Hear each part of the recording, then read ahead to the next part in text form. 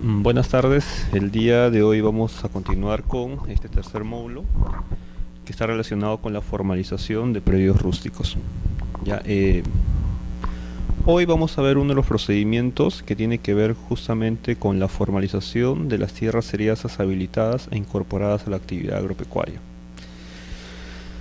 Eh, bueno, para comentar sobre este tema hay que mencionar, y imagino que ya lo han explicado anteriormente, que la normativa ha variado, ¿no?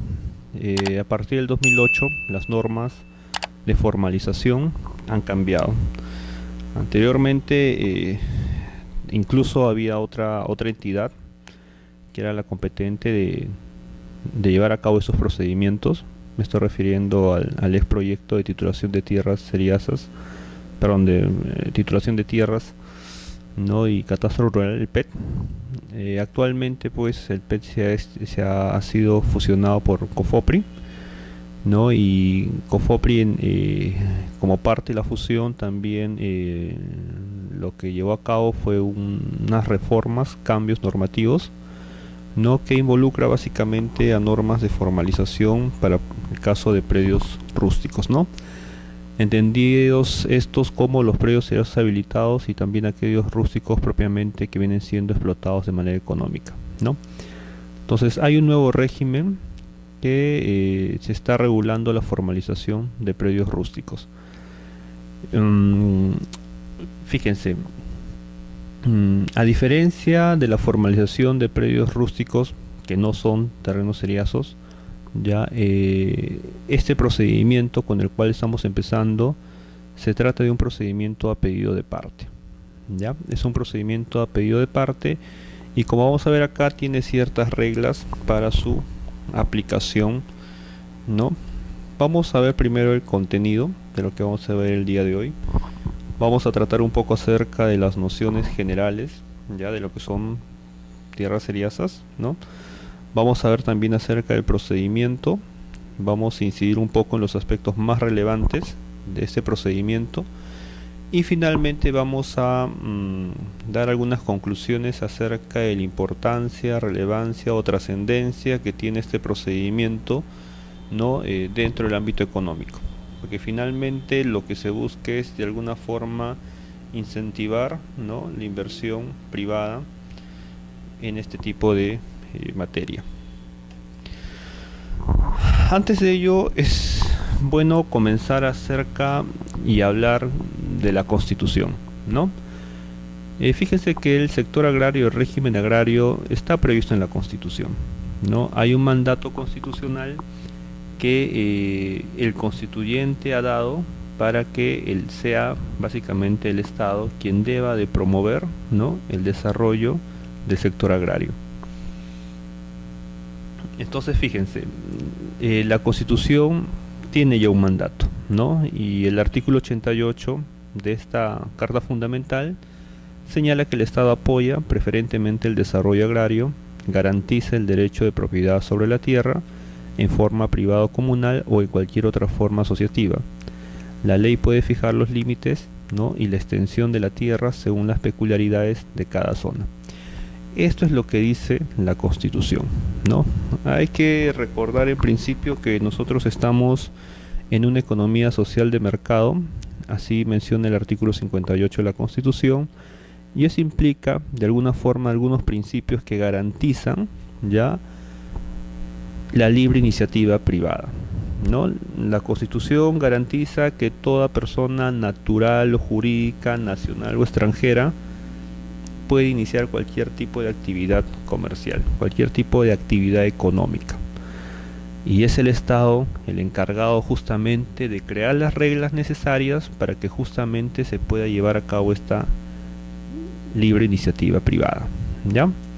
Entonces, evidentemente acá estamos hablando de un procedimiento administrativo en donde una persona, que puede ser natural, jurídica, nacional o extranjera, necesita obtener la titularidad de un terreno. ¿Con qué finalidad? Justamente para generar, ¿sí?, un desarrollo económico en el aspecto agropecuario. es precisamente la explotación económica, ¿no?, de un predio o de una parcela del cual él está haciéndose dueño. Entonces, fíjense cómo es que la Constitución garantiza este mandato, ¿no? Entonces hay que ver cómo es que el Estado da muestras concretas de que efectivamente este mandato se está cumpliendo, ¿no? Entonces, si nosotros seguimos revisando la Constitución, que por un lado nos dice la libre iniciativa privada, por otro lado tenemos el artículo 88 que acabamos de leer, ¿no?, donde el Estado apoya preferentemente al desarrollo agrario. Entonces tenemos dos normas de carácter fundamental que buscan justamente el desarrollo del sector agrario, ¿ya? Fíjense, ¿qué más dice? Y estos son extractos de una sentencia del Tribunal Constitucional, que es la 032-2008. Dice: el Estado tiene un rol preponderante en el desarrollo agrario, ¿ya? Y a tal propósito consagra los esfuerzos necesarios para cumplir las exigencias que tal gestión requiere. Para ello el Estado planificará sobre todo proyectos de infraestructura que impondrá el propósito de generar tecnología o de apropiarse de ella, y habrá de promover la extensión agrícola y el crédito de fomento, entre otras acciones necesarias para el desarrollo del sector agrícola. Fíjense que para que se pueda llevar a cabo este plan o esta organización, primero lo que se necesita es justamente un derecho de propiedad, ¿no? ¿De qué proyectos, de qué infraestructura, de qué tecnología, no? Y de qué promoción de extensión agrícola o crédito, fomento y demás que se pueden derivar podríamos hablar si es que primero no tenemos un derecho de propiedad definido, ¿no? Entonces, fíjense de que acá lo primordial es justamente poder regularizar los derechos de propiedad. Y son las normas que están por debajo de la Constitución las encargadas precisamente de diseñar esos procedimientos que nos permitan a todos los ciudadanos, nacionales o extranjeros, ¿no?, para que puedan regularizar su propiedad. Sigue diciendo el tribunal lo siguiente, fíjense: en la mayoría de países, por el avance de la tecnología y la ciencia, el desarrollo del sector agrícola ha quedado relegado, ¿no? Y son otros sectores a los que se le otorga prioridad. Y acá no deje tener razón el tribunal cuando señala lo siguiente, sin que se advierta que es precisamente la economía campesina la que aún continúa, ¿no?, subvencionando a las poblaciones urbanas a través de la venta de productos de canasta básica por debajo de su valor de mercado. O sea, van a haber políticas por parte del Estado, ¿no?, que de alguna forma estén orientadas, ¿no?, a promover el desarrollo de la economía, ¿no?, pero desde el aspecto agrícola, ¿no? Dice el tribunal acá que en la mayoría de países, ¿no?, se está dejando de lado la parte agrícola. Será por eso también que en países desarrollados, ¿no?, que están en Europa, Estados Unidos, Norteamérica, por ahí, ¿no?, por esa zona, lo que hacen ahora es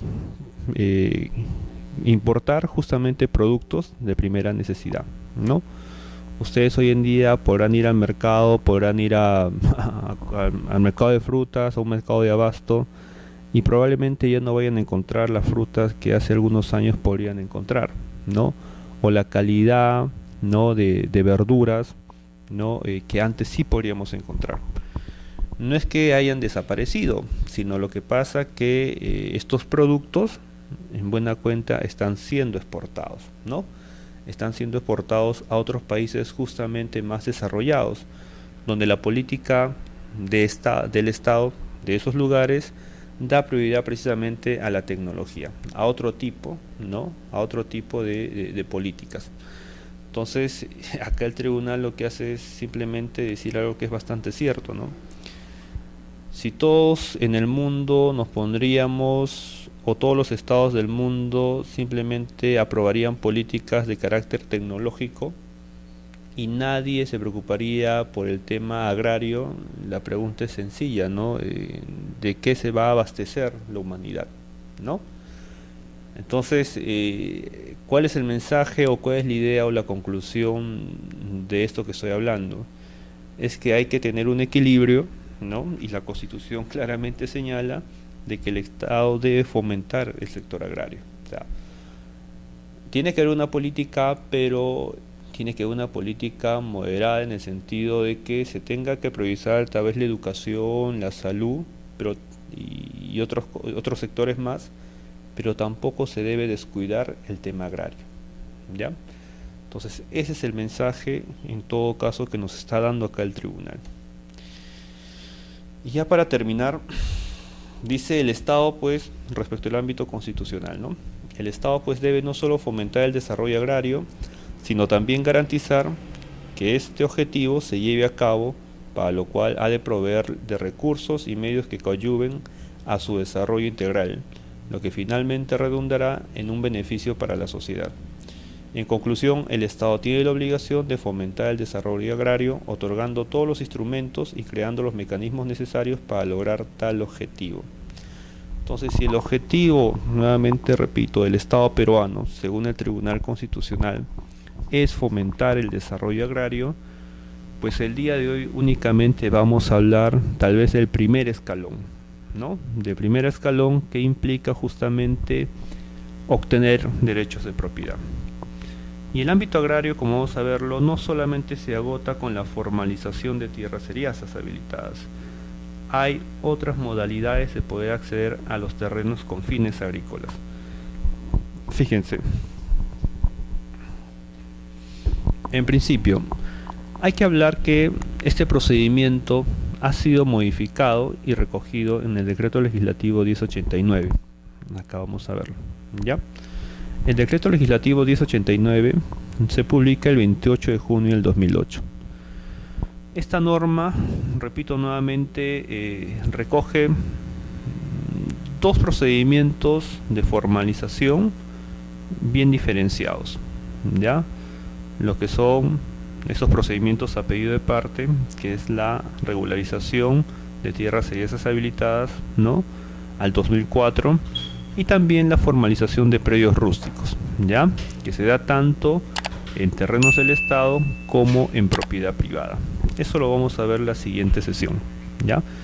El día de hoy únicamente nos vamos a abocar a lo que son la regularización de tierras seriazas. Pero esta norma o este decreto legislativo también deja zanjado cuáles son las competencias que deben haber y quiénes son aquellos que deben conocer estos procedimientos.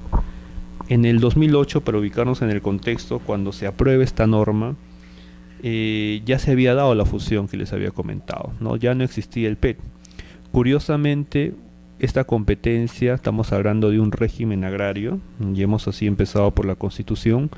Curiosamente, este procedimiento lo estaba viendo COFOPRI, y resulta que COFOPRI está pues adscrito al Ministerio de Vivienda, ¿no? Entonces por ahí pues uno podría simplemente con un análisis de sentido común preguntarse qué hace una entidad adscrita al Ministerio de Vivienda viendo temas de sector agrario, ¿no? Una contradicción pues bastante evidente, ¿no?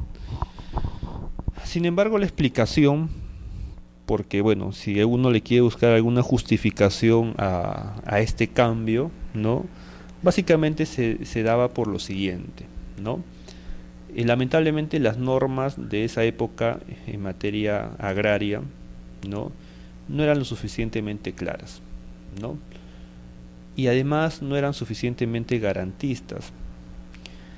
Entonces, por un lado, COFOPRI también ya estaba o ya tenía un buen tiempo de experiencia aplicando también normas de formalización, pero en el ámbito urbano, ¿no? Entonces, a veces la toma de decisiones pasa por un tema de eficacia, ¿no? Yo tengo tal vez 2 hijos, para poner un ejemplo, ¿no? Uno es más eficiente que el otro. Entonces, definitivamente, en este caso, dependiendo de lo que yo busco, ¿no?, voy a tal vez darle ciertas responsabilidades que un hijo no lo puede hacer al que lo hace de manera eficiente, ¿no? Y eso es más o menos lo que el Estado ha hecho, ¿no? Identificó que el PET no venía llevando a cabo los procedimientos de la manera más eficiente y eficaz, y lo que hace es otorgárselo a la otra institución, ¿no?, que veía temas urbanos pero que sin embargo sus resultados eran muy óptimos. Entonces es así la única explicación que se puede dar por qué motivo pasa el PET, ¿no?, a COFOPRI. Entonces, como parte de este cambio y sencillamente para no solamente verlo desde un aspecto de recursos humanos, ¿no?, también se estudió, se analizó y se comparó las normas que aplicaba en ese momento el PET. Se identificaron una serie de contingencias que, más allá de hacer un procedimiento rápido, ¿no?, y sencillo, que precisamente era lo que caracterizaba, ¿no?, a COFOPRI, en el PET los procedimientos lamentablemente no eran rápidos, ya, y tenían algunos problemas y no eran muy garantistas. Vamos a verlo poco a poco, ya, con detalle. Este es simplemente como una pequeña introducción, ya. Entonces se optó también por modificar las normas, ¿no?, relacionadas con la formalización. ¿Y qué fue lo que se hizo en buena cuenta? Ya, lo que se hizo es, de alguna forma, seguir el mismo esquema, ya, que se hacía en la formalización urbana. O sea, lo que se quiso fue hacer un procedimiento bastante similar, y yo diría similar, para el caso rústico. Y esta norma, la 1089, de alguna forma es la que da el inicio a este cambio normativo. En principio deja zanjado que COFOPRI y este nuevo régimen 1089 no va a regularizar comunidades campesinas. Ya, las comunidades campesinas se van a regir por sus normas especiales y la competencia para la regularización de estas, pues, va a seguir siendo los gobiernos regionales. ¿Ya? Entonces COFOPRI dice únicamente estamos hablando de 2008, yo voy a hacer saneamiento de tierras seriazas y de predios rústicos, nada más, ¿no? Y adicionalmente esta norma también le da la facultad a COFOPRI de que pueda manejar el catastro rural. Eso lo vamos a ver también, ¿ya? ¿Para qué ver el catastro rural? Y cuando hablamos del catastro rural, solamente para tener una idea del tema, implica justamente aquellos segundos actos que en materia rural un propietario ya formalizado, ¿no?, tanto por el PET o simplemente un propietario que tiene su derecho inscrito, estamos hablando en el sector agrario, no necesita para poder hacer cualquier modificación de su predio. ¿No? Un ejemplo muy sencillo: Juan fue titulado por el PET en el año 2000, ¿no?, y tiene una parcela, pues, de 10 hectáreas. Entonces Juan lo que decide es vender 2 hectáreas de su terreno a Pedro. Estamos hablando que él ya es propietario. Es más, el mismo PET lo tituló en el año 2000. Sin embargo, él quiere hacer un segundo acto, que es esta subdivisión y posterior independización para vendérselo a Pedro. Entonces fíjense que acá se requiere efectuar un plano, ¿no? Hay que identificar cuál es el área que va a ser materia de venta a favor de Pedro, o la futura, ¿no?, independización. Entonces el propietario puede contratar los servicios de un ingeniero para que le levanten los planos, ¿no?, para identificar precisamente el área que es objeto de venta, pero ahí requiere justamente las famosas visaciones, ¿no?, más conocidas como las visaciones. ¿Qué sucede? Si este señor Juan va con los planos levantados solamente por su ingeniero, va a registros públicos, ¿no?, con la escritura de compra-venta, y este señor, el nuevo propietario Pedro, quiere ingresar, ¿no?, el título con los planos únicamente suscritos por el ingeniero, pues el registro se los va a rechazar, ¿no? ¿Por qué razón? Porque le va a exigir que esos planos, ¿no?, tienen que estar visados, ¿no? Y ahí viene el tema, ¿no? ¿Quién visa esos planos? Como es un predio rústico, ya, luego de dar la fusión, lo tenía que visar COFOPRI, ¿no? Porque él tenía, acuérdense que también se le dio la competencia de manejar el catastro rural, ¿no? Entonces ahí están justamente los famosos segundos actos, ¿no? Y la explicación de por qué COFOPRI tenía que estar visando los planos para que esa independización de alguna forma cumpla con la formalidad que el registro le exigía, ¿no? Entonces, fíjense, tenía competencias de catastro rural, tenía competencia en formalización de predios rústicos y derechos habilitados, básicamente, pues, y también tenía competencia para hacer, evidentemente, rectificación de áreas y medidas perimétricas en aspecto, ¿no?, de predios rústicos. Básicamente esas son, digamos, o son los procedimientos más importantes que recoge la norma, ¿no? También trae algunas reversiones, ¿no?, con finalidades de poder llevar a cabo formalización, pero básicamente me quedo con esas, que son las que vamos a conversar también en este módulo, ¿no? Entonces, lo que hace COFOPRI, repito nuevamente, es crear un nuevo régimen, ¿ya? Y el procedimiento, si quieren verlo, está justamente en su reglamento, ¿no? El Decreto Supremo 032-2008, que se publica el 14 de diciembre del 2008. Es ahí justamente donde se recoge y se desarrolla cada uno de esos procedimientos que estamos comentando, ¿no? Tanto lo de tierras seriazas, tanto lo de predios rústicos, así como la información catastral. Todo está en este reglamento. Y posteriores directivas, ¿no? Estas directivas, la resolución de Secretaría General, en buena cuenta, son las que regulan, ¿no?, además el procedimiento de formalización de tierras seriazas. Este pues es el marco legal, ya, que actualmente está vigente. Y hay que precisar, ya, que efectivamente estos procedimientos de formalización estuvieron en COFOPRI por lo menos hasta junio del 2011. ¿Ya? ¿Qué pasó? En junio de 2011 lo que se hizo fue hacer las transferencias de competencias a favor de las regiones. ¿Por qué? Porque de acuerdo con la ley orgánica de gobiernos regionales, ¿no?, son las regiones justamente los órganos competentes de llevar a cabo estos procesos de formalización. Además de los procesos que ellos ya llevan en materia agraria, ya se le transfirió estos procesos de formalización. Salvo en dos regiones en donde no se han suscrito convenio, ¿no?, Arequipa y Lambayeque. En esos casos COFOPRI sigue llevando a cabo la formalización. Ahora, recientemente también se ha transferido el catastro, ¿no? Yo les había comentado de que COFOPRI también visaba los planos en materia rural, ¿no? Esa competencia también ya ha sido, ¿no?, en una última disposición se ha dado la disposición, perdón, de que ya pase nuevamente o retorne a los gobiernos regionales, ¿no? Es una transferencia de competencia, lo cual evidentemente tiene más sentido, ¿no? Porque pongamos en un caso práctico de esta persona, ¿no?, Pedro, que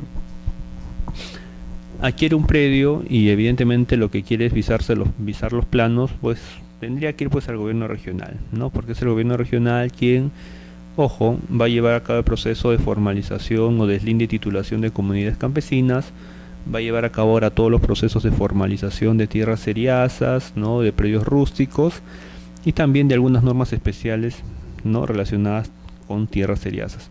Entonces ya de alguna forma se está ordenando, ¿no?, estas materias y se están yendo al sector que corresponden o ya se han ido, ¿no? De hecho, hace un par de años atrás salió una norma que estableció que el Ministerio de Agricultura era el ente rector en materia, ¿no?, agraria, lo que es correcto, ¿no?, lo que corresponde efectivamente. Entonces fíjense que ha habido pues un cambio no solamente de normas, sino de competencia, ¿no? En los años 90 y parte de los años 2000 era competente pues el PET, ¿no?, y Agricultura, desde luego, Ministerio. Después pasa a COFOPRI y ahora últimamente ha retornado ya vía transferencia de competencias a los gobiernos regionales, ¿no? Entonces se está cumpliendo con el plan de descentralización de competencias a los gobiernos regionales. Falta finalmente, tal vez un poco, y esa es una realidad, en los gobiernos regionales tener mayor, digamos, pericia en la aplicación de estas normas. En realidad, como les comento, el Decreto Supremo 032-2008 viene a ser como una copia de lo que es el proceso de formalización de predios urbanos, ¿no? Tiene un esquema bien distinto a lo que tenía antes, ¿no? Y si lo queremos, decir en una sola palabra, en realidad el procedimiento está mejor diseñado, ¿no? Está mejor diseñado. eh, Se los cuento con un solo ejemplo, ¿no? Con la anterior norma, por ejemplo, teníamos muchos problemas, ¿no? Al momento de su aplicación, ¿no? Con esta norma, en realidad, la regla es más clara. ¿Por qué? Porque donde se inicia el procedimiento, se inicia en una sola entidad, y en esta entidad es donde se termina, y lo que llega al registro únicamente va a ser los títulos o el contrato, ya que se va a otorgar respecto al predio. Esto lo vamos a ver con mayor claridad, ¿no? Estas diferencias cuando hablemos de la formalización de predios rústicos. Es importante siempre cuando analicemos cualquier tipo de norma, ¿no? Cualquier norma que salga publicada en el peruano, una ley, ¿no? Verificar siempre o darnos cuenta del ámbito de aplicación, ¿no? El ámbito de aplicación sin duda es sumamente importante porque me va a delimitar justamente cuál es mi campo de acción, ¿no? Con el ámbito de aplicación yo voy a saber qué es lo que puedo hacer y qué es lo que no puedo hacer, ¿no? Es como que me está delimitando el espacio en el cual yo puedo aplicar estas reglas de juego. Y fíjense, según esta norma, el ámbito de aplicación es el siguiente, ¿no? Dice, o por lo menos este procedimiento. Dice, a favor de poseedores de tierras seriasas del Estado que hayan habilitado o incorporado íntegramente alguna actividad agropecuaria, con anterioridad al 31 de diciembre de 2004, incluso las ubicadas dentro de área de expansión urbana. O sea, un ejemplo muy sencillo, ¿no? Si hay una persona que recién toma posesión de un terreno eriazo, lo toma ahora, 2015, y empieza a hacer actos posesorios para querer habilitarlo, ¿no? Probablemente en la práctica sí lo vaya a hacer, lo podrá hacer. Sin embargo, no va a ser beneficiado, ya no va a poder ser beneficiado con la norma de saneamiento. ¿Por qué hablamos y por qué hablamos, o sea, por qué tenemos que dejar en claro esto? Las normas de saneamiento nace con una finalidad, ¿ya? Nace con la finalidad de regularizar una situación de hecho preexistente, ¿ya? Dice, por eso te marca acá un plazo, ¿no? Aquellos que hayan tomado posesión al 31 de diciembre de 2004, todos ellos se van a ver favorecidos con estas normas de saneamiento. Aquel que entró el 1 de enero de 2005 lamentablemente está fuera de este régimen, ¿no? Y ahí eso es importante, por eso justamente tener en claro el ámbito de aplicación. Ahora, es un poseedor que haya habilitado el terreno y que lo haya incorporado a una actividad agropecuaria, ¿no? A cualquiera de estas modalidades, ¿no?, de actividad agropecuaria. Ese va a ser mi ámbito de aplicación. Los demás, definitivamente, que invadan con posterioridad, no podrán ser favorecidos con los beneficios que trae esta norma. Y ahorita vamos a ver cuáles son los beneficios de esta norma. Hemos visto la normativa vigente. Vamos a ver el órgano competente, ¿no? Dice, en tanto, y eso decía la norma, en tanto no se efectivice la transferencia de competencias a los gobiernos regionales, COFOPRI es el competente en virtud del decreto legislativo 1089. Todavía se mantiene esta regla, ¿por qué razón? Porque todavía no se ha transferido la competencia a todos los gobiernos regionales, ¿ya? Y efectivamente, ahora, ¿qué implica la transferencia o qué pasa en aquellos gobiernos regionales donde ya operó la transferencia? ¿Ya? No olvidemos jamás que este decreto legislativo 1089 es el marco general, ¿no? Y el decreto supremo 032, ¿no?, es justamente su reglamento y demás directivas. Este paquete de normas tiene que ser aplicado a nivel nacional, ¿ya? El hecho de que el día de hoy opere la transferencia a los gobiernos regionales no significa que los gobiernos regionales dejen de aplicar estas normas, ¿ya? Los gobiernos regionales tienen que observar y aplicar esta misma norma, ¿ya? Porque esta norma es de carácter nacional, al igual que el decreto supremo. Digo esto por qué razón, porque los gobiernos regionales, al igual que los gobiernos locales, tienen la competencia y facultad de poder legislar, ¿no?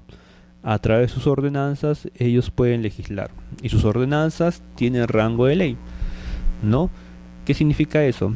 Que tiene el mismo valor y la misma jerarquía que un decreto legislativo.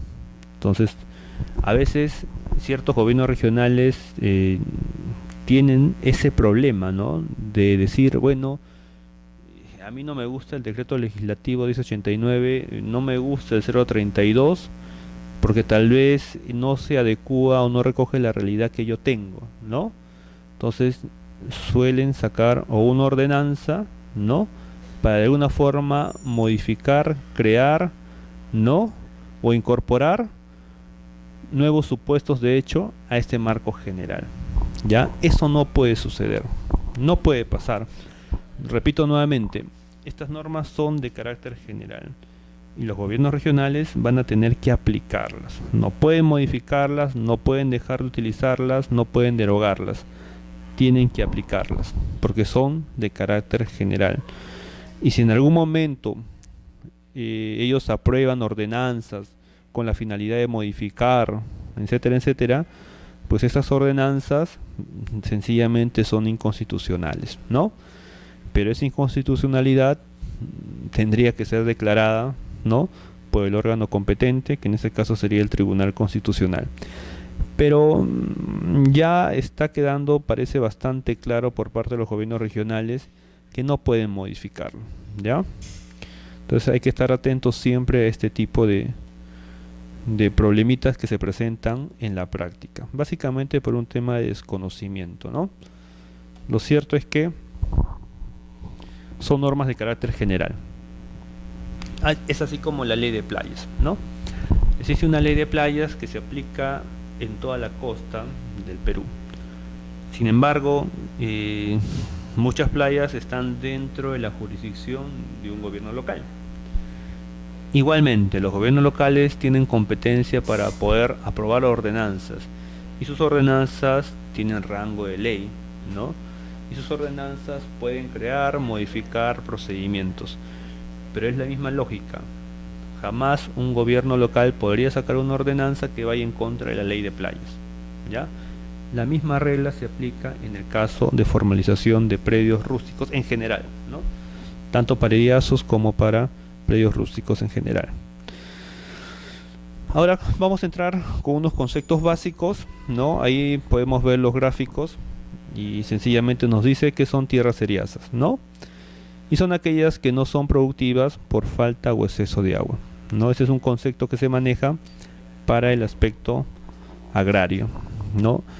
Uno podría ver, por ejemplo, en el gráfico, en el primer gráfico uno podría ver, pues, pucha, acá hay un terreno que sí, pues es eriazo, no hay nada, no hay ningún tipo de, digamos, de explotación económica, pero probablemente tenga mucho potencial, ¿no? Y yo lo podré descubrir si es que hago tal vez un estudio de lo que falta acá definitivamente es agua, ¿no? De agua, de suelo, y de identificar que efectivamente tiene factibilidad, pues yo podría hacer que este terreno, ¿no?, que aparentemente es improductivo, ¿no?, sea todo lo contrario. Fíjense que la característica de estos terrenos eriazos generalmente los encontramos en la costa, ¿no? Ejemplo de varios terrenos eriazos que han sido habilitados tenemos, por ejemplo, en los departamentos de Piura, Ica, ¿no?, Tacna, Moquegua, en esas zonas donde generalmente son medias áridas, ¿no? Suele haber agua en el subsuelo, ¿no? Entonces, a través de bombeos de agua, ¿no?, y si es que el suelo además no se dan las condiciones de la tierra, ¿no?, puede ser fértil, ¿no? Entonces ese es un terreno eriazo, ¿no? Y también son considerados, ¿no?, aquellos también, como vemos en el ejemplo de acá abajo, ¿no?, por exceso de agua, ¿no? Fíjense cómo se puede dar la habilitación de un terreno para fin agrícola, ¿no? Existen diversas maneras, ¿no? Acá vemos un ejemplo de un riego tecnificado, ¿no?, donde acá, si yo conozco la realidad de la zona, es una zona árida, donde voy a tener una explotación tal vez de parte, ¿no?, de agua de subterráneo, tengo que también ser consciente que yo no puedo explotar de manera permanente e indefinida, ¿no?, un terreno que justamente extrae agua del subsuelo, ¿no? En algún momento, como se dice, la masa freática se va, ¿no?, extinguir, y ese terreno va a quedar nuevamente, ¿no?, va a retornar a su estado anterior, que es un eriazo sin agua habilitada, ¿no? Entonces hay que tener mucho cuidado. Para eso justamente hay estudios, hay una entidad encargada que es el ANA, la Autoridad Nacional del Agua, que precisamente se encarga de administrar y ver el mejor funcionamiento de este líquido vital, ¿no? Entonces, de ahí que podríamos ver que en algunos momentos van a haber zonas eriazas donde efectivamente va a haber una explotación económica, ¿no? Pero por cierta temporada esta va a mermar, va a tener que dejarse de llevar a cabo esa actividad, sencillamente porque a veces se hace un uso irracional y desmedido, ¿no?, del agua. Entonces, eso implica que si eres un inversionista responsable, ver pues efectivamente que de manera muy mesurada tú puedas llevar a cabo tu explotación económica, siempre y cuando puedas de alguna forma tener en cuenta estas limitaciones y poder implementar tal vez algunos sistemas de riego más tecnificados o más modernos, con la finalidad de que te permitan justamente prolongar tu inversión, ¿no?, porque para ello necesitas definitivamente el agua, ¿no? Por ejemplo, hay algunos que el ANA está en las condiciones de poderte decir cuál es la proporción que uno debería explotar de manera proporcional, ¿no?, el agua de subsuelo, y por cuánto tiempo, ¿no? Entonces, si yo conozco estas condiciones técnicas, pues podría también tomar las medidas correspondientes para que esta explotación se pueda prolongar un poco más, si es que yo utilizo, ¿no?, algunos medios técnicos que me permitan a mí ahorrar el uso del agua, y eso me va a permitir que yo pueda prolongar un poco más, ¿no?, mi inversión.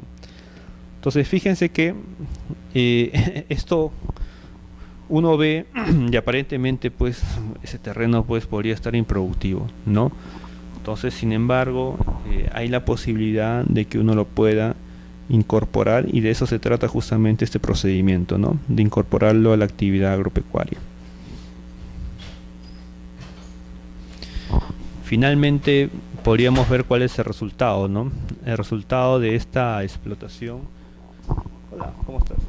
El resultado de esta actividad finalmente nos podría dar digamos, la explotación económica, ¿no?, de esta manera, ¿no? Fíjense, una de las reglas que habíamos planteado acá es que estos predios tienen que estar incorporados al 31 de diciembre de 2004, ¿no? Y además la norma señala claramente cuáles son los requisitos que tienen que cumplirse, ¿no? Habíamos hablado de manera general que uno de ellos era justamente la posesión, ¿no?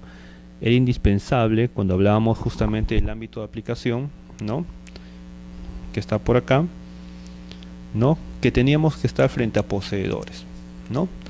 Ahora, la norma nos dice de esta manera, y el reglamento nos precisa que esa posesión tiene que ser de manera directa, continua, pacífica y pública, ¿no? O sea, no puede ser cualquier poseedor, tiene que ser un poseedor que precisamente cumpla y acredite que viene ejerciendo la posesión de manera directa, continua, pacífica y pública.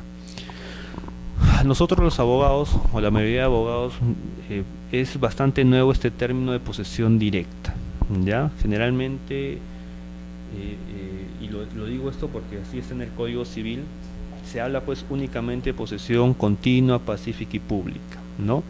Sin embargo, fíjense cómo en la propiedad estatal aparece un nuevo concepto de posesión directa, ¿no? Es una característica de la posesión directa con directa, ¿no?, que se agrega a las demás.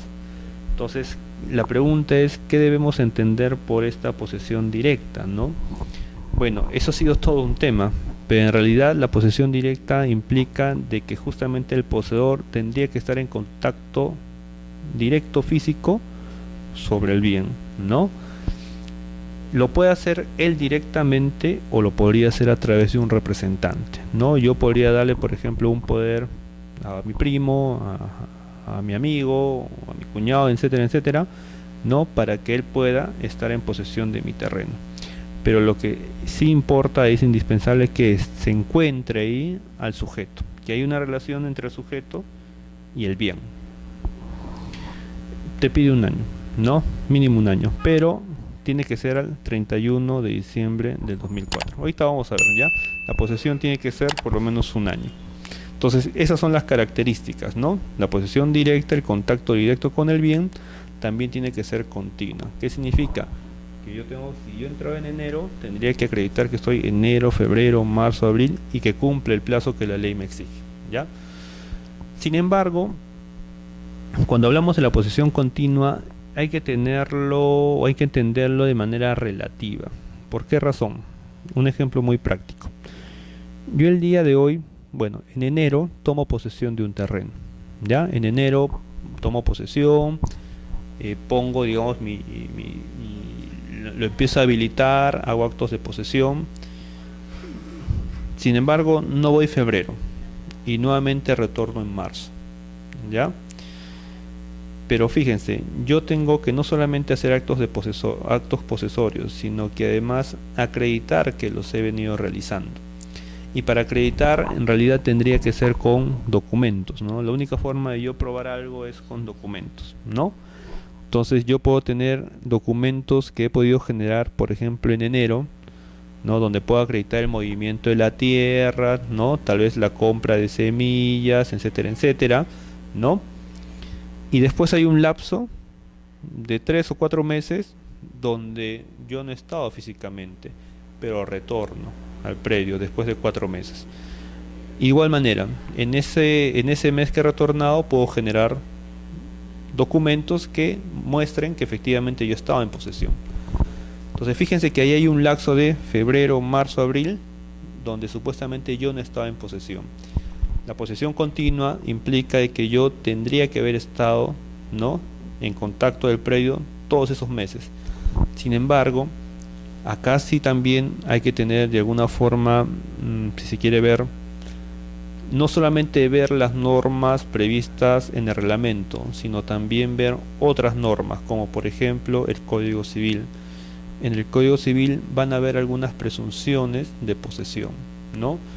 Y justamente en el caso que yo te planteaba, existe la presunción de continuidad de la posesión, ¿ya? Yo puedo demostrar vía una presunción posesoria la continuidad, ¿no? La continuidad de la posesión. ¿Qué significa eso? Si yo pruebo haber estado en posesión en enero y pruebo haber estado en posesión en octubre, digamos, de ese mismo año, tengo documentos de enero y tengo documentos de octubre, ¿ya? Se presume que yo he poseído febrero, marzo, abril, mayo, junio, julio, agosto, septiembre. Hay esa presunción, pero tengo que probar enero y tengo que probar octubre, y así sucesivamente. Puedo estar en octubre, me puedo ir del predio unos 4 meses y en diciembre retornar, por ejemplo, y si tengo documentos se va a mover esa presunción, ¿ya? O sea,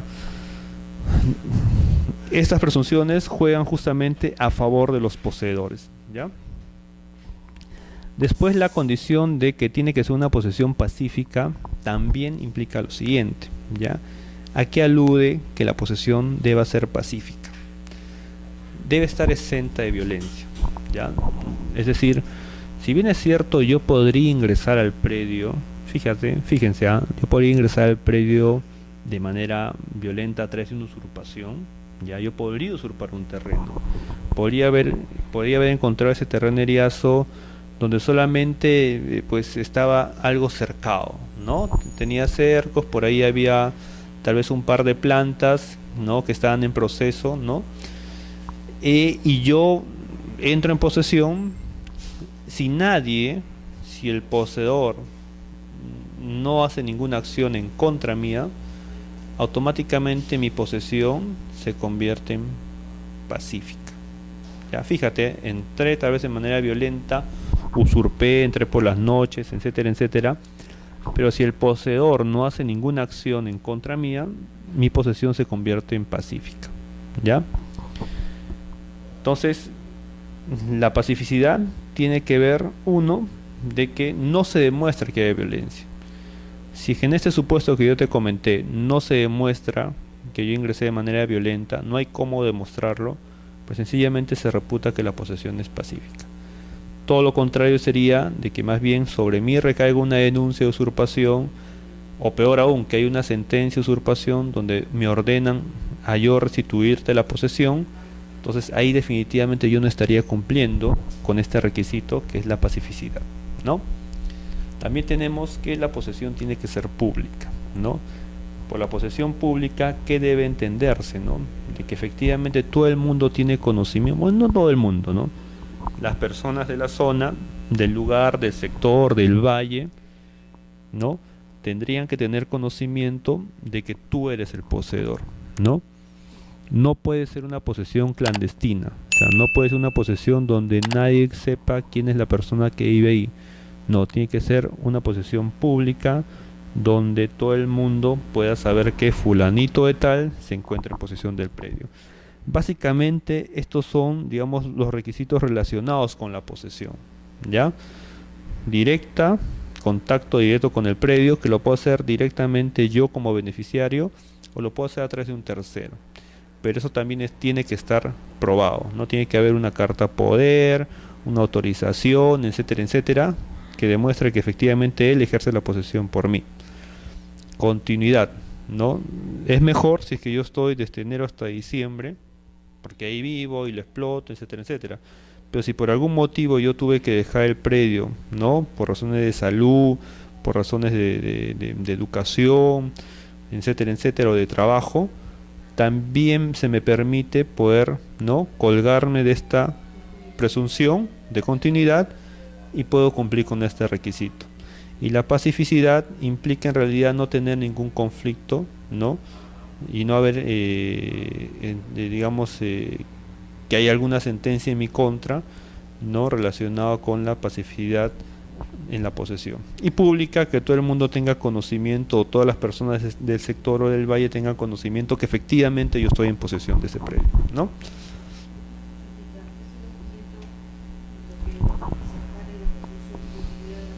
Ujú. Básicamente es, ajá, por ejemplo, en enero tú has entrado al predio, has pedido una autorización a la Junta de Regantes, ¿no? Autorización porque necesito, ¿no? Que me puedan autorizar el uso del agua, ¿no? Para tal y tales días o tal día a cierta hora. Ese documento, por ejemplo, que es público, porque lo está emitiendo el Junta de Regantes, demuestra de que tú has utilizado, ¿no? Bueno, se entiende que has utilizado el agua, el recurso hídrico, por esas fechas. Estamos hablando de enero. También podrías presentar, por ejemplo, una constatación de un juez de paz, donde efectivamente el 1 de enero, o te ha visto el primero, el 15 de enero, donde tú estabas haciendo actos de posesión, estabas, por ejemplo, moviendo el tema de la tierra, ¿no? Alistando, preparando el terreno para después hacer un cultivo, ¿no? Eso lo tienes documentado, ¿no? Y probablemente pues hayas tenido pues un tema de trabajo, te has alejado, ¿no? Y cuando retornas, haces la misma operación, ¿no? Oye, sí, pues necesito también una autorización de la Junta de Regantes, viene el juez de paz, entonces fíjate que tienes documentos públicos de enero y acá estás generando otros documentos públicos, ¿no? Puede ser los mismos. Hay un lapso de tiempo que estamos hablando febrero, marzo, abril, mayo, que no hay nada. Pero sin embargo yo tengo documentos de enero y tengo documentos de agosto. Entonces ahí es donde se aplica la presunción. Tiene que haber siempre algún medio, algún documento que acredite que efectivamente yo estuve en posesión. Si no tengo nada, pues no voy a poder aplicar esa presunción. No hay forma de demostrarlo. No, no, como te decía, puedes pedirle a la Junta de Propietarios, a la Junta de Regantes, una constancia y posesión al juez de paz. De preferencia tiene que ser un documento público porque tiene mayor fuerza, ¿no? Y mejor aún si es que uno lo hace legalizar, certifica las firmas, ¿no? Para que tenga mayor, no digo que no tenga validez, pero tenga mayor fuerza probatoria, ¿no? Entonces, sí, sí se puede hacer, ¿no? Y como te digo, estas presunciones generalmente juegan a favor del poseedor, ¿no? Ahí están en el Código Civil, ¿no? ¿Qué más? Fíjense, la improcedencia del procedimiento. Cuando nosotros vemos o analizamos la tierra, ¿ya? Podemos encontrar una serie de derechos sobre la tierra, ¿no? Podemos encontrar propiedad estatal, podemos encontrar propiedad privada, podemos encontrar también propiedad comunal, ¿no? Básicamente esos son los tres regímenes de propiedad que existen en el Perú, ¿no? Cada uno tiene su propio régimen, ¿no? La propiedad estatal, que se rige por sus normas especiales, ¿no? La propiedad privada, que está en el Código Civil, y la propiedad comunal, que tiene todo un régimen especial, ¿ya? No hay más clasificación de propiedades, ¿ya? Entonces fíjense que habíamos dicho que de acuerdo con esta norma la formalización no se puede llevar a cabo en comunidades campesinas. O sea, si alguien, por ejemplo, habilita un terreno eriazo porque lo vio, lo encontró, lo identificó y finalmente nos damos cuenta que ese terreno eriazo que él habilitó se encuentra dentro de una comunidad campesino nativa, pues definitivamente es improcedente, ¿no? ¿Por qué razón? Porque en principio el Estado solamente va a poder regularizar a través de este procedimiento aquellos predios que se encuentren dentro de propiedad estatal. Si alguien me pide, por ejemplo, la regularización de un predio que esté ubicado sobre propiedad privada, ¿no? Sin embargo, el propietario se fue, no está, viajó, se enfermó, murió, desapareció, no lo sé qué podría pasar, pero en la práctica pues el terreno está abandonado, ¿no? Y esta persona pues lo habilita, ¿no? Para un fin agropecuario y lo habilita antes de 2004, 31 de diciembre de 2004, y va y solicita en este caso ya a la región, en la mayoría de regiones, ¿no? Digamos que el predio está ubicado pues en Moquegua, ¿ya? Entonces va y va a tener que pedir la regularización, ¿no? En el gobierno regional de Moquegua, ¿ya? Entonces, el hecho de que el predio, por su apariencia, esté abandonado, no significa que sea del Estado, ¿no? Tal vez el poseedor en su creencia, ¿no? Piense que es así. Pero de ahí justamente la importancia del tema del saneamiento que imagino ya han conversado antes, ¿no? ¿Qué implica eso? De que antes de que el Estado, en este caso el gobierno regional, le otorgue algún derecho a esta persona, previamente va a tener que verificar que esa área, esa parcela o ese predio que él me solicita, uno, no sea un territorio comunal, como estamos viendo acá. Dos, no sea un área de uso público, forestal y de protección, ¿ya? No sea una zona arqueológica o declarada como patrimonio cultural de la nación, que el área no esté destinada a un proyecto hidroenergético y de irrigación o cualquier otro proyecto especial, ¿no? Y las que se encuentran en proceso de inversión privada, las declaradas de interés nacional y las reservadas por el Estado. O sea, fíjate cómo sobre un área o sobre un predio se pueden presentar varias aristas, ¿no?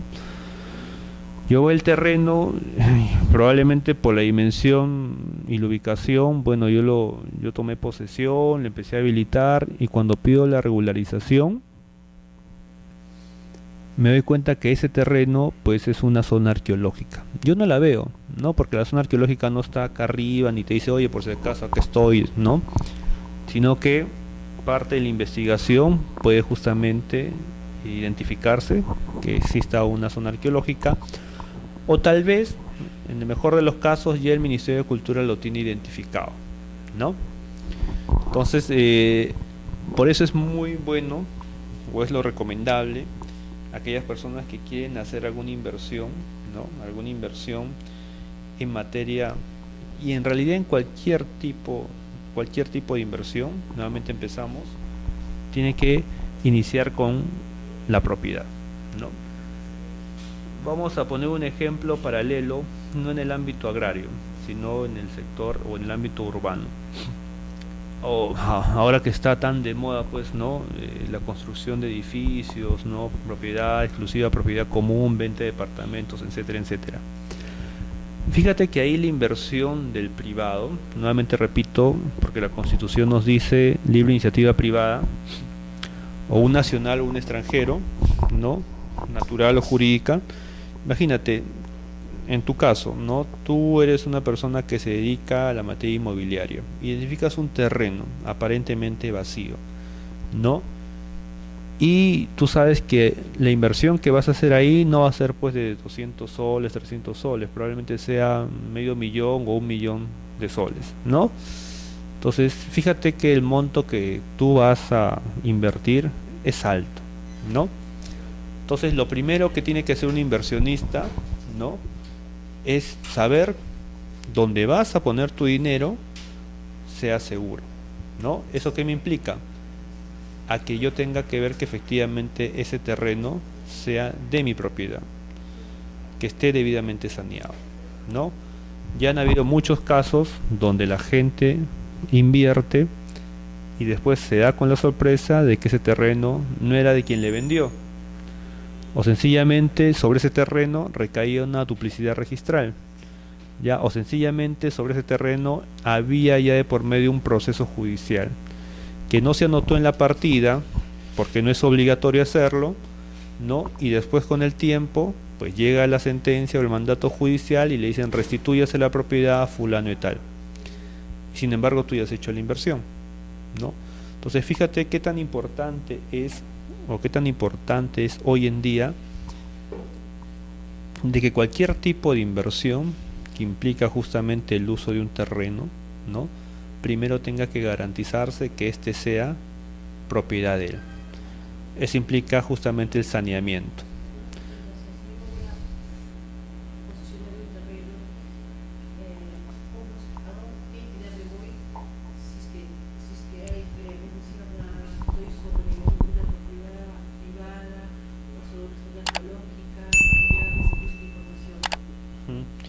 Lamentablemente tú tendrías que ir primero a registro como particular, ¿no?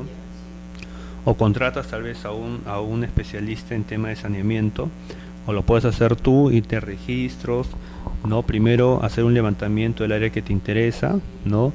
Ir a registros, ir a COFOPRI, ir al SBN, en realidad ir a todas las entidades, claro, porque no hay una sola entidad que te concentre toda la información.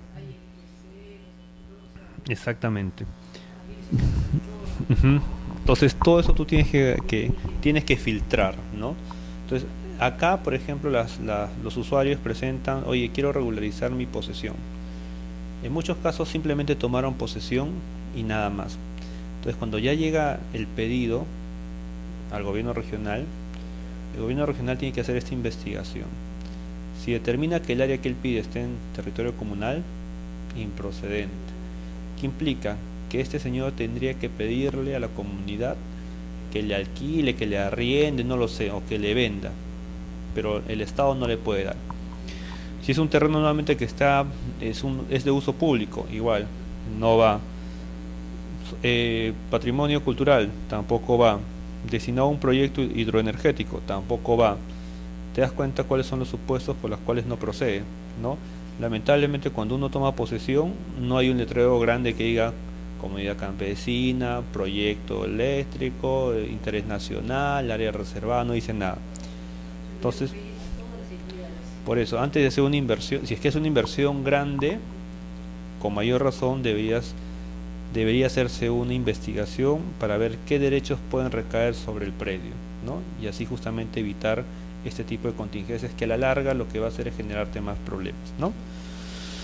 Entonces vamos a ver rápidamente en qué consiste este procedimiento. Es la presentación de la solicitud, ¿no? Donde yo ya tengo identificado el terreno, que es materia, ¿no? De regularización.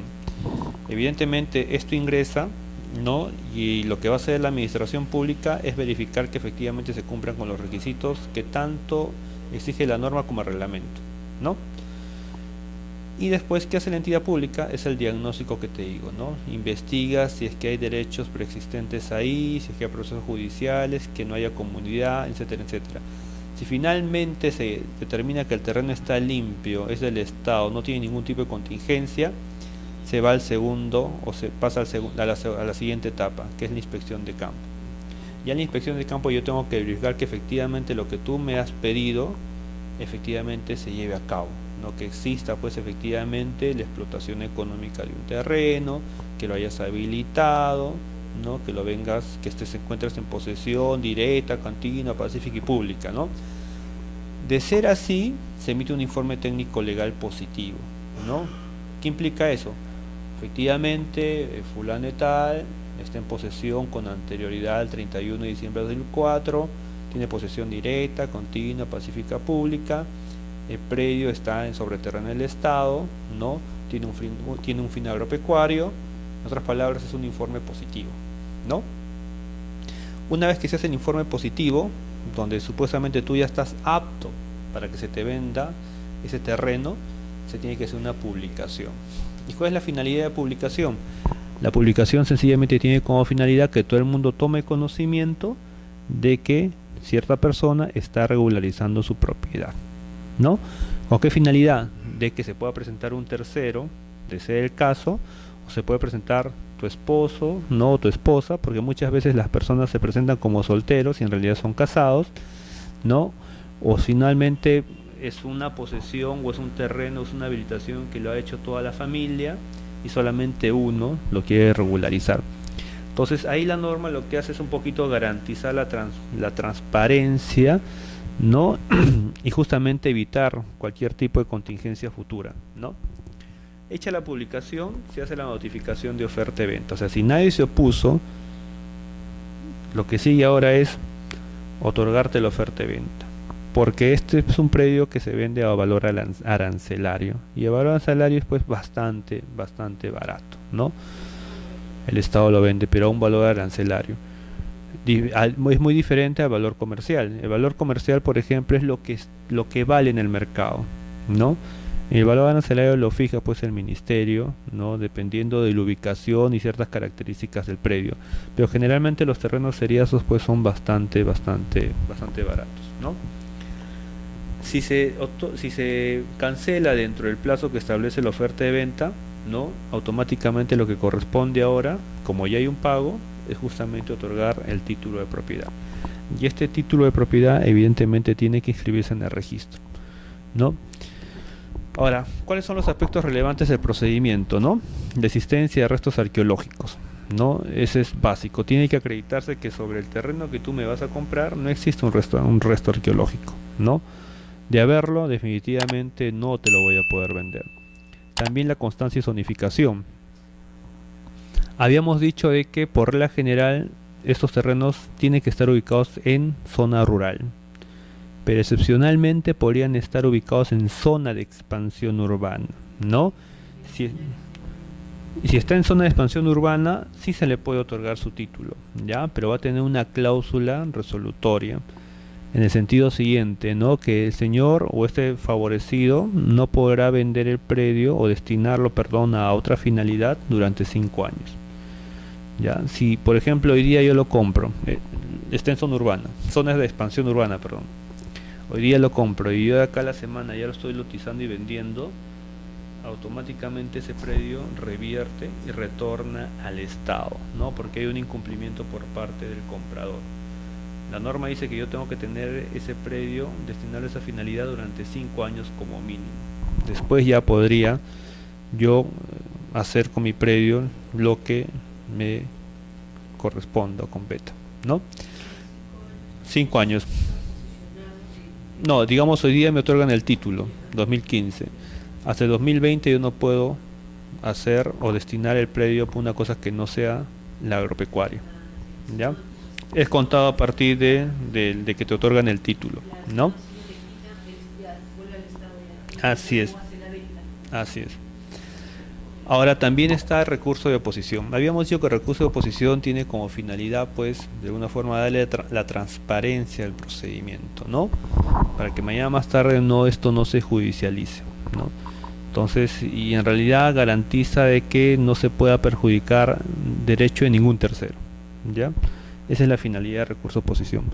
Por último, yo puedo presentar un recurso de oposición sobre el procedimiento, ¿no?, de un tercero. Pongamos el supuesto que yo le compré a ese señor, ¿no? Y yo no entré en posesión, pero sí le compré.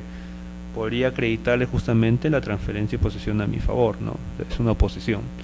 O tal vez que no solamente, como poníamos en otro caso, ¿no? No es solo una inversión de uno de los hermanos, sino de 5 hermanos. Entonces yo podría oponerme, ¿no? Y de ser el caso, si se declara fundada la oposición, pues sencillamente entramos los 5, ¿no? O los 3 o los 4, los que correspondan, como parte del procedimiento, para ser después posteriormente titulados, ¿no? ¿Qué más? La valorización también. Eso tiene que darse acá de acuerdo a lo que en este caso el Ministerio de Vivienda es el encargado. Hay un órgano encargado de lo que son todas las tasaciones, ¿no?, de los terrenos del Estado. Son aquellos los que tienen que definir cuál es el valor, ¿no? Y como repito, ya hay una tablita de costos, ¿no?, por ubicación, sector y todo lo demás. Y lo último, que es la inscripción en el registro de predios, ¿no? Y ahí también, en el caso de que esté en zona de expansión urbana, debería inscribirse como una carga justamente la limitación de que no puede ser transferido en el plazo de 5 años, ¿no?, contados a partir del día siguiente, ¿no?, del otorgamiento del título de propiedad. Acá hay algunos anexos. Fíjense que como parte de la directiva y para hacer un procedimiento más sencillo, no es necesario pues redactar un escrito, no todo lo demás. Sencillamente hay formatos en donde el administrado puede llenar básicamente los documentos o los datos que son más relevantes para el procedimiento, ¿no? Los nombres, la ubicación, la dirección es muy importante para los efectos de la notificación, ¿no? ¿Qué más nos da? Los datos del predio también, la ubicación, ¿no? Muchas veces los predios rústicos o eriazos ya les dan una denominación, ¿no? El sector, ¿no?, la provincia, departamento, etcétera, etcétera, ¿no?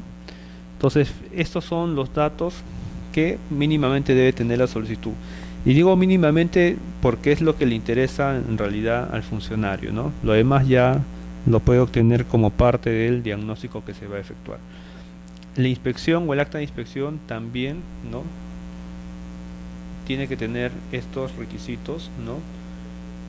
Que justamente tiene como finalidad corroborar, ¿no?, el cumplimiento de los requisitos que exige este procedimiento, ¿no?, que haya sido incorporado, que tenga la antigüedad, identificar la clase de cultivos que hay, la antigüedad que tiene, ¿no?, la posesión, la infraestructura que puede haber sobre el predio como parte de esta actividad, ¿no? ¿Quiénes lo suscriben? Es importante, ¿no?, que estén ahí los colindantes, justamente para evitar cualquier tipo de conflicto, ¿no? Que firme primero el poseedor, los colindantes del predio y efectivamente la autoridad que se ha constituido como parte de la inspección. Algo muy importante es que estas inspecciones no son programadas, ¿no? O sea, yo no le voy a decir al señor voy a ir mañana, voy a ir pasado.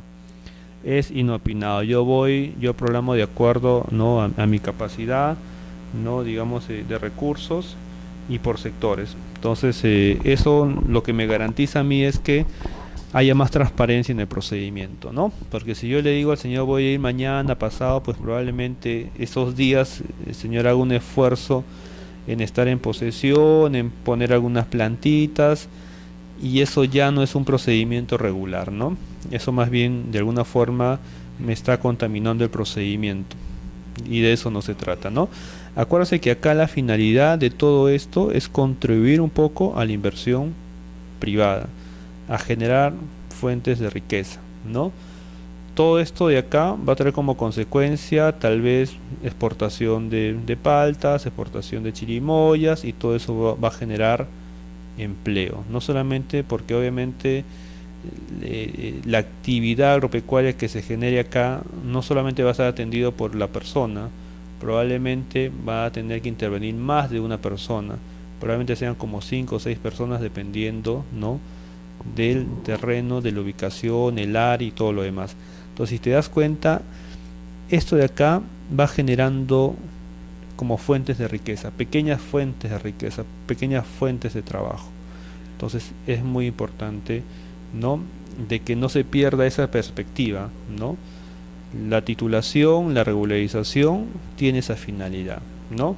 Sin embargo, hay personas que lo que hacen es obtener una regularización de este tipo cerca a zonas de expansión urbana para después hacer otro tipo de negocio, ¿no? Eso, exactamente, eso es justamente lo que se quiere evitar con esto. Ya cuando pasan 5 años ya, claro, ya puedes hacer, es más, en 5 años eso ya va a ser parte del casco urbano, es muy probable, ¿no? Entonces, eso sí, no hay ningún inconveniente, ya porque la ley te está estableciendo un margen, ¿no? Y acá también hay un modelo de notificación por carteles, ¿no? Porque una vez hemos dicho el tema de la publicación, ¿no? Yo publico tanto en el predio, ¿no?, en la Junta de Regantes, ¿no?, y en todo otro lugar que me pueda a mí permitir darle la mayor transparencia posible al procedimiento, ¿no? Ahí se levanta un acta de publicación, ¿no?, donde se pone evidentemente la fecha en que se llevó a cabo la publicación. Esto me garantiza, y todos estos documentos por si acaso tienen que ir incorporados al expediente, ¿no? Porque yo voy a tener que decir, con fecha tal se hizo la publicación. ¿Cuándo venció la fecha de la oposición? Venció con tal fecha, ¿no? Entonces eso le da, nuevamente repito, la transparencia. Esa es la oferta de venta donde se entiende que ya no hubo oposición, o la oposición que hubo se declaró improcedente o infundada o extemporánea, lo que fuera, ¿no? Entonces el procedimiento de alguna forma ha quedado saneado, ¿no? Y a continuación lo que corresponde es, ¿no?, remitirle la oferta de venta al poseedor. Y el poseedor, ¿no?, tendría que pagar el precio dentro del plazo de 45 días hábiles. Si es que no lo hace, automáticamente esa oferta de venta caducó y se cierra el procedimiento, ¿no? Entonces son etapas que se van cerrando, y si el administrado no cumple con la obligación que tiene que en este caso exigida por el Estado, pues definitivamente hasta ahí no más llega, ¿no? No hay un castigo de no volverlo a solicitar, sí lo puede volver a solicitar, ¿no? Sí, no hay ningún problema, exacto. Y el mismo procedimiento, ¿no? No se continúa en donde se terminó, porque si por ejemplo no pago, caduca, se tiene que expedir una resolución donde se declare la caducidad del procedimiento, y ese procedimiento se tendrá que archivar y se va, ¿no? Si el señor al día siguiente o la semana quiere reiniciar el procedimiento y hacer una nueva solicitud, ¿no?, con nuevos plazos. Y para concluir, algunas conclusiones, ¿no? La primera, dice: la formalización de tierras serias deshabilitadas constituye un gran potencial para el desarrollo del país. Si se cumple con la finalidad, y podemos tener por ahí algunas muestras, comentaba al inicio Piura, Ica y algunas zonas de la costa, que antes eran zonas áridas, ¿no? Y justamente cuando uno hace un proceso de habilitación, hace que esas zonas áridas puedan convertirse potencialmente en polos de desarrollo, ¿no? Y efectivamente eso es lo que está pasando en ciertos lugares de la costa.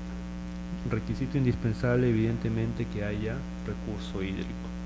Si no lo hay, lamentablemente no vamos a hablar de terrenos deshabilitados. Sencillamente ese terreno será árido y no se podrá llevar a cabo ningún tipo de actividad, ¿no?, productiva sobre él. Entonces, en el entendido de que nosotros podamos aprovechar de manera eficiente, ¿no?, este tipo de procedimientos, y empezamos a crear, ¿no?, varias zonas o sectores o valles, ¿no?, que se puedan destinar, como por ejemplo un valle que se dedique específicamente a la producción y exportación de paltas, porque de alguna forma técnicamente y científicamente así se ha desarrollado, demostrado que en esa zona es el mejor producto que te puede dar, ¿no? Entonces vamos a generar fuentes de riqueza, ¿no? Pues es importante contar Uno, acuérdense que lo que habíamos dicho al inicio es que el Estado garantiza el apoyo al sector agrario, ¿no? El Estado dice contar con infraestructura, préstamos, programas, etcétera, etcétera. Pero todo eso viene después de ser propietario. Una vez que eres propietario, puedes hipotecar tu terreno, puedes hipotecar tu parcela, puedes ya acreditar frente al Estado ser un, ¿no?, empresario, ¿no?, agropecuario, agrícola, y puedes solicitar un préstamo a un banco, estás dentro ya del mercado. Entonces todo eso va enlazado justamente con lo que también quiere el Estado y dar políticas justamente orientadas a fomentar el desarrollo agrario. Pero ese es otro tema. Acá solamente estamos explicando la importancia y la necesidad de dar ese primer paso, es decir, de tener un derecho de propiedad. Con un derecho de propiedad ya puedo exigir otras cosas, ¿no? Puedo exigir, como dice, estoy dentro ya, estoy dentro del club, ¿no? Donde ahora sí ya me corresponde todo. Antes estoy fuera, y cuando estoy fuera, pues ningún banco me va a prestar, nadie me va a querer hipotecar el terreno, no voy a poder tal vez tener la libertad o el beneficio de acceder a algún programa por parte del Estado, ¿no? ¿Qué más? La propiedad formalizada permite a su propietario obtener el máximo aprovechamiento económico. Sencillamente eso, ¿no? Si yo tengo la seguridad que soy dueño de 100 hectáreas o de 50 hectáreas, o sea, la seguridad plena, tengo títulos bien saneados, probablemente yo vaya a explotar las 50 hectáreas, de extremo a extremo, ¿no? Pero si yo no soy titular y siempre he tenido conflictos con la comunidad campesina en un sector de mi terreno, probablemente por temor, miedo, no explote esa zona, ¿no? ¿Qué implica eso? Que yo no voy a aprovechar al máximo mi terreno, simplemente por el temor, la duda de que en algún momento la comunidad me lo puede quitar o puede restituírsele, ¿no? Entonces, fíjense la importancia y la relevancia de tener un terreno debidamente titulado. ¿Qué más? Es importante contar con procedimientos sencillos y con predictibilidad. Eso también incentiva mucho la inversión privada. Yo soy un inversionista, por ejemplo, que vengo del extranjero. Mi rubro siempre ha sido, pues, tal vez la exportación de paltas, ¿no? Sé que en la ciudad de Ica, en cierta zona, es perfecto para llevar a cabo este tipo de actividad. De hecho, hay personas que me quieren vender a mí ya el negocio que ellos lo vienen implementando de manera muy precaria. Entonces yo digo, junto el terreno de él, de él, de él, de él, ¿no? Y le agrego a eso mi conocimiento científico, ¿no? Y lo que ellos producen 20, yo podría producir 200, ¿no? Pero lamentablemente ellos son poseedores, ¿no? Yo les puedo comprar a ellos su posesión y después yo quisiera ir a regularizar esto al gobierno regional. Si yo tuviera las reglas claras y sencillas, pues yo podría regularizarlo rápidamente y esa es la idea, ¿no? Que lo pueda regularizar en 2 meses, 3 meses. Sin embargo, estos procedimientos en la práctica terminan durando 2, 3 o 1, 2 o 3 años. Y eso justamente lo que hace es un poquito desmotivar al inversionista, ¿no? El inversionista, para él el tiempo es oro, ¿no? Entonces, tenemos un procedimiento que se ha modificado, que justamente busca ser un procedimiento sencillo, ¿no?, y predecible. Falta que justamente se afine eso en la práctica y que sean ya los gobiernos regionales que entiendan cómo es el procedimiento y que empiecen a aplicarlo como dice la norma. La norma es sencilla, ¿no? A veces en la práctica nos enredamos mucho, ¿no?